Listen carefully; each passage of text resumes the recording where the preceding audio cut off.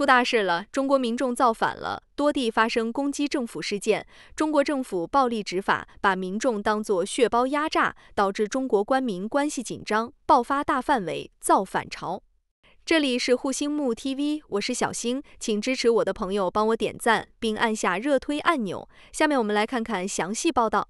中国这片曾被官方宣传为盛世的土地，如今正被民怨的怒火点燃。2025年4月，广东湛江、山东青岛、广东茂名、新疆昌吉等地接连爆发民众与政府的激烈冲突，从村民用锄头抗争，到业主堵路维权，再到哈萨克族村民守护土地，普通百姓用血泪和行动向冷酷无情的专制政府发出最绝望的呐喊。这些事件不是孤立的骚动，而是中国政府漠视人权、暴力执法、经济崩溃下民怨沸腾的集中爆发。在专制体制的铁蹄下，人民被逼上绝路，水能载舟，亦能覆舟。一个不把百姓当人的政府，注定被人民唾弃。2025年4月，中国的社会矛盾如火山喷发，各地民众与政府的冲突接踵而至。以下是几起令人震惊的事件。4月17日，广东湛江霞山区爱国街道办门口上演了一幕悲剧。特城岛村民因拆迁赔偿不公，愤怒地将街道办书记金富打死。据目击者透露，特城岛村民因不满赔偿方案，多次赴北京上访，却被金副书记勾结派出所公安，从北京强行绑架回广东，关押在黑监狱长达49天。49天的非人折磨，彻底点燃了村民的怒火。当金副书记被锄头攻击时，围观群众竟无人阻拦，有人淡定拍摄、发信息，现场一片冷漠。这一幕令人毛骨悚然，更折射出中国政府在民众心中已彻底丧失公信力。据中国劳工通讯 China Labor Bulletin 统计，2024年全国因拆迁引发的抗议事件高达237起，同比增长15%，而湛江事件无疑是这一矛盾的极端体现。4月18日晚，山东青岛李沧区双子星城小区的上百名业主因生活困境走上街头，用人墙阻断重庆中路交通。据业主透露，小区交房4年，开发商至今未修建正式道路，居民依赖的临时道路近期又被政府以安全隐患为由封闭，导致居民出行受阻，生活陷入混乱。业主们忍无可忍，发起堵路抗议，要求政府解决问题。现场视频显示，大批警察强行驱散人群，多名业主被抓走，抗议被暴力镇压。据中国房地产协会2024年报告，全国类似因基础设施缺失引发的业主维权事件已超300起，青岛事件不过是冰山一角。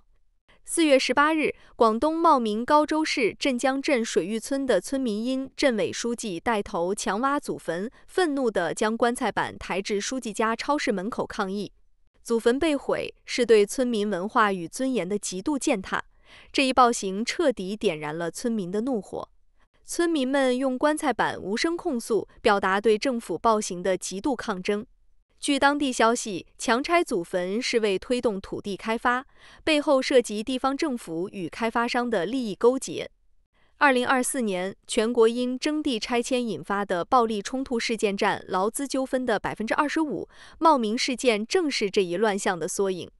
4月17日至18日，新疆昌吉州玛纳斯县包家店镇柴场村的数十名哈萨克族村民连续2天抗议，要求收回被镇政府外租的数千亩土地。据村民透露，这些土地30年前被政府强行租出，合同现已到期，但承包商与政府拒绝归还。村民们昼夜守在土地上，阻止承包商耕作，现场气氛剑拔弩张，警察戒备森严，冲突一触即发。据人权观察2023年报告，新疆地区因土地纠纷引发的抗议事件占全国的10%，哈萨克族等少数民族的权益尤为脆弱。这些事件如同一颗颗火种，点燃了全国民众的愤怒。据中国劳工通讯2024年数据，全国群体性事件已激增至719起，其中涉及拆迁、土地和基础设施问题的占40%。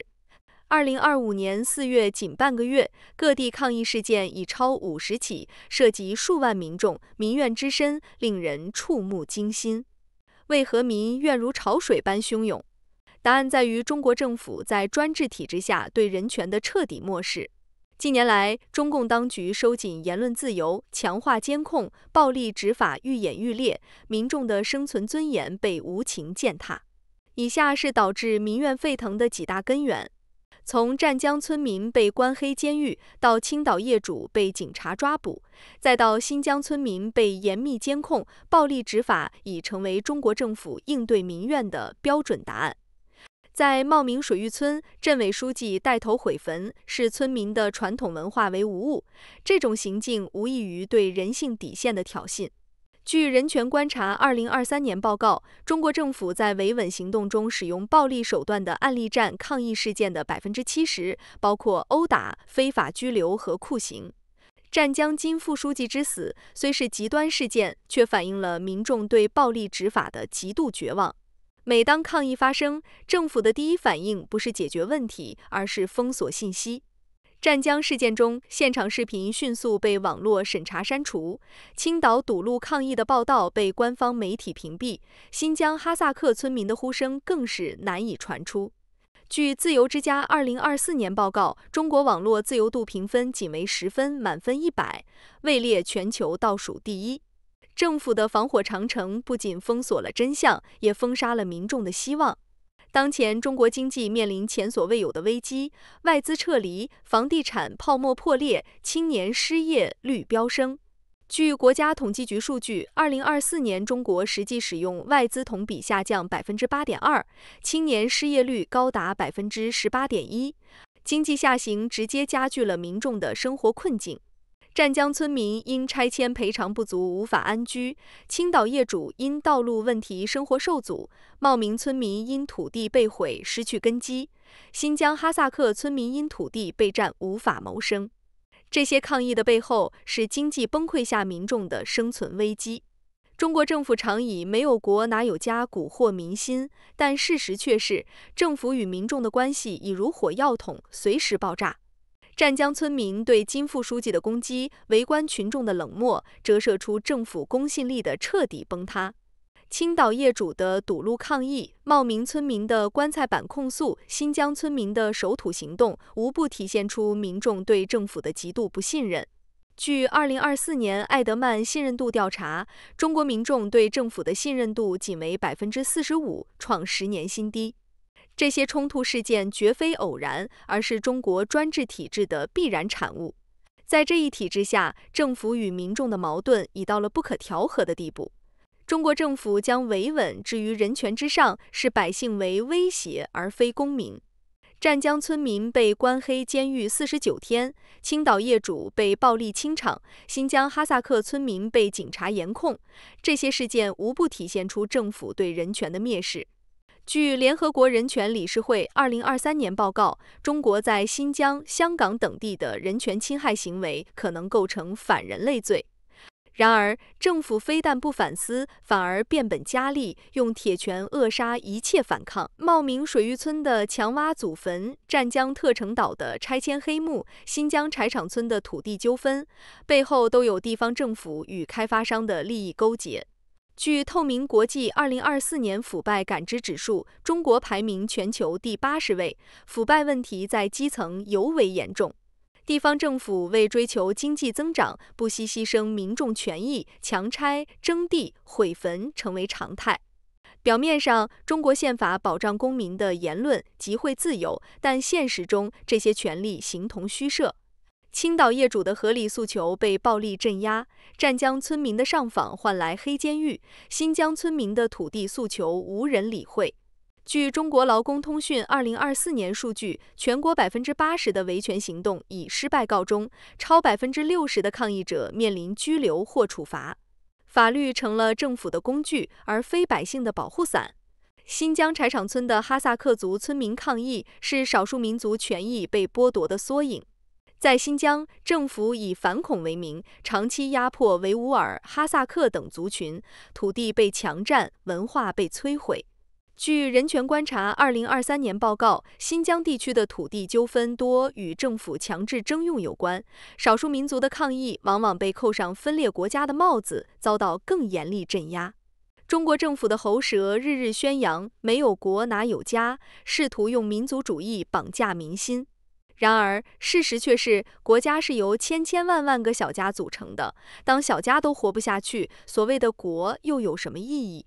湛江村民的家园被毁，青岛业主的生活被困，茂名村民的祖坟被掘，新疆村民的土地被占，这些普通百姓的小家被政府无情摧毁，他们又怎会拥护一个吸吮民血的政权？政府的宣传机器还试图将经济困境归咎于外部势力，声称西方封锁导致中国经济下滑。但真相是，政府的专制政策和腐败治理才是危机根源。据世界银行2024年报告，中国经济增速预计降至4.3%，为30年最低。外资撤离、产业链转移，皆因政府的高压政策和不透明环境。政府非但不反思，反而将怒火转向百姓，用暴力维稳掩盖真相。2025年4月的抗议浪潮只是开始，更多的冲突正在酝酿。